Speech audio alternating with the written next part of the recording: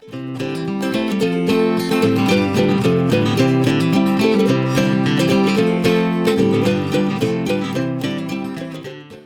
to my first attempt on picking a Bill Bacardi challenge lock.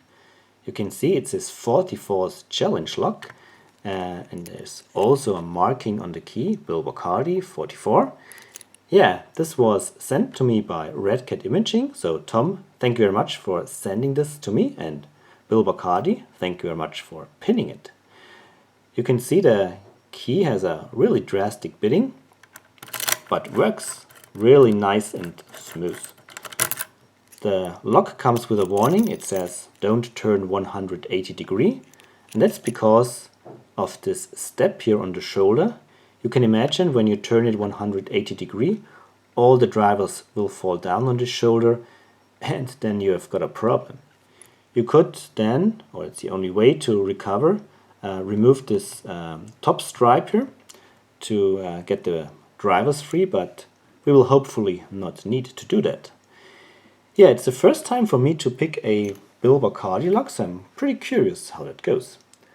I protect the keyway and start with a 15,000 Peterson gem. So this just fits here in between this gap here, so got a little bit of deflection here from that edge, but I think it will work.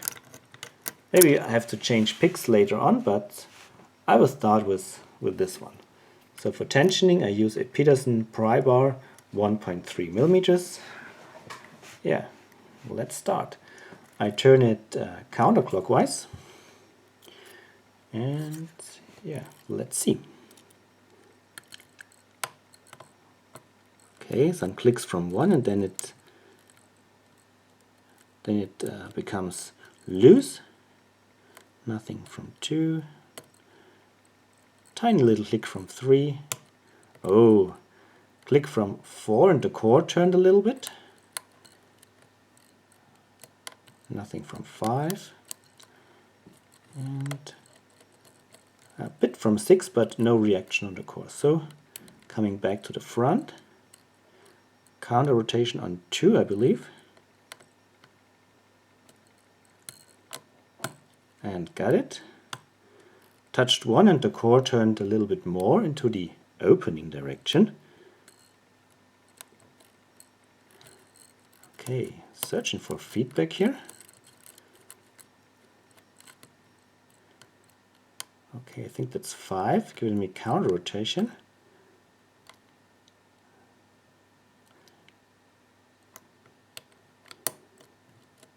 Got a click, but lost a bit of my false set. Got it back after I touched 2.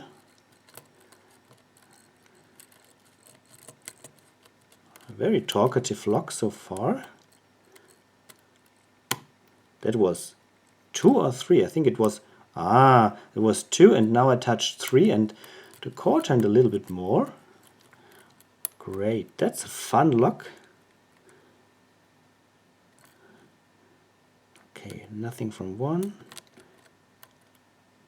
nothing from 2, counter rotation from 3. Okay, I manually control the counter rotation a little bit. I help with my fingers, and I think I got that spool. Oh, very, very nice. But I also lost a bit of my false set, so I'm getting counter rotation here from 2 again, and got it. So 2 fell down. I hope we're making progress here. And it's open. Wow, that was a nice pick. Cool. Okay, so hey. Get my new vise out of the way. So let's see. Maybe I should shim it. Let's see, I think there is a gap, yeah. Okay, first I have to remove the clip.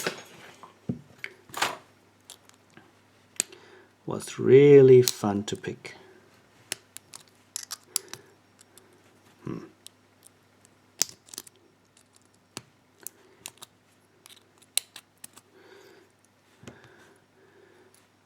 Okay, try to get a shim in there.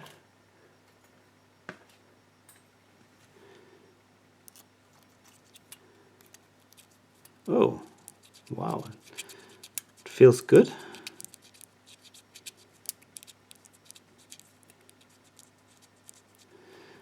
I think that's sufficient. Okay, need a follower.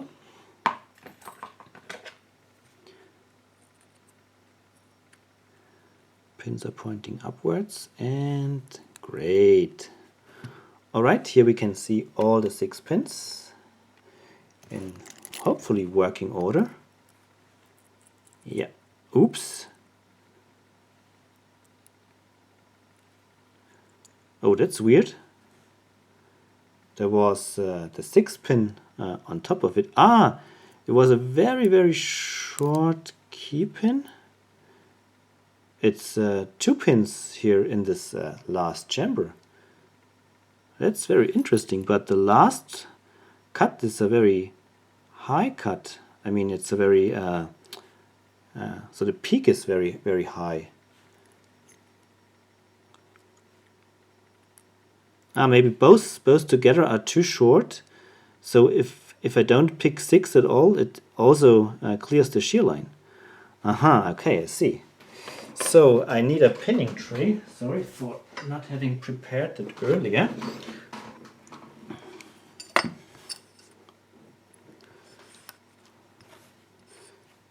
Okay, so let's see.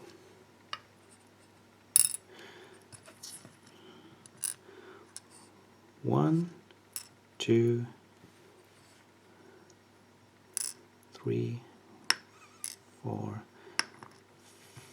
5, and 6. Here we have these 2 pins, the driver and the key pin.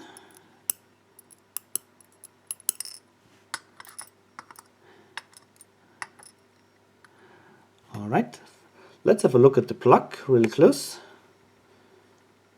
We can see threading in 3 and 6. The other chambers are smooth. Then I'll pull out the drivers. So let's see.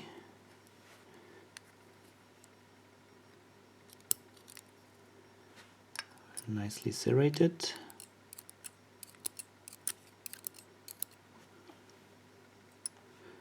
The little spring. Oops. That's 2 with a different kind of spring.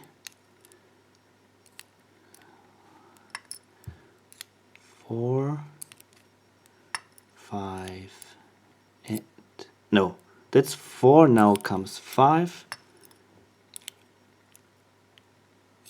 5 is barely sticking out. No, 6, sorry. 6 is barely sticking out, so I have to help that pin to... but that's weird, so we have 3 parts here in... So maybe it was a kind of a drunken spool. I have to closely look at that pin later on, so let's first pull out the springs. So that was 5. And I have to mark the front.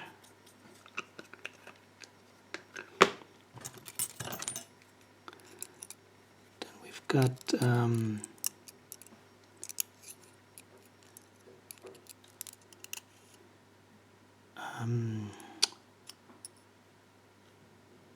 4. Yeah, and here we've got 6, and the remaining one is a tiny little spring for number 3. Alright, nothing has done to the chambers of the Bible, all smooth. Now let's have a closer look to the pins. Here we go.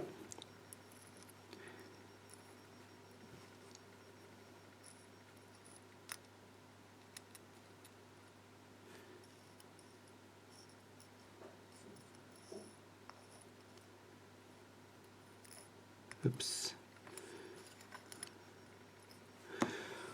All right.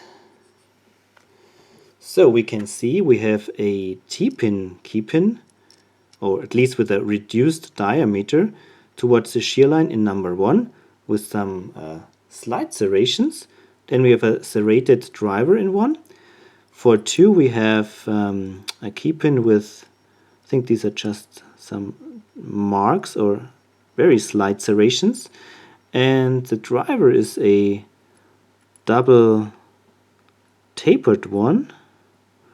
Maybe there's a little edge here, so it would be just like a new acid driver. Yeah, it's a tiny little lip here. Then in 3 we've got a multi-serrated and serrated as a driver. In 4 that's a very funny looking keypin with a little spool part at the end, and that's cool, a serrated spool in number 4 as driver. Then in 5 we got a double serrated in 5 as a keypin, and a mushroom, I think it's a mushroom pin in 5 as a driver. Then 6 we have got a serrated keypin and I believe a drunken spool as a driver. And unfortunately, if we add the length of the keypin and the first part of the drunken spool, it's just it just clears the shear line so that this pin stack does not need to be picked at all. Alright, so that was a fun lock. Thank you very much, Bill Bacardi, for creating this lock. And Tom, thank you very much for sending it to me. Yeah, and everybody else, thank you very much for watching. Happy picking, and bye-bye.